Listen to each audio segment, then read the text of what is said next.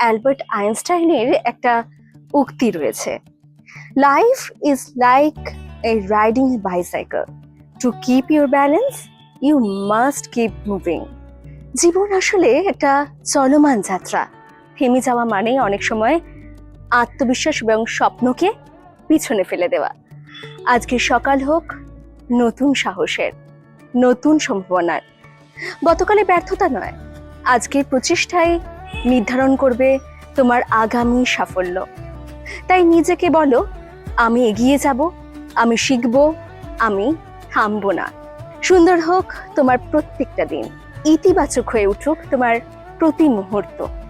আমি সুকন্যা থাকছি প্রতি বুধবার সকাল 8টায় গুড মর্নিং ভাইবস নিয়ে রঙ্গ বক্সের পেয়ে যায়। রঙ্গ বক্স, এবার রঙ্গ হবে বঙ্গে।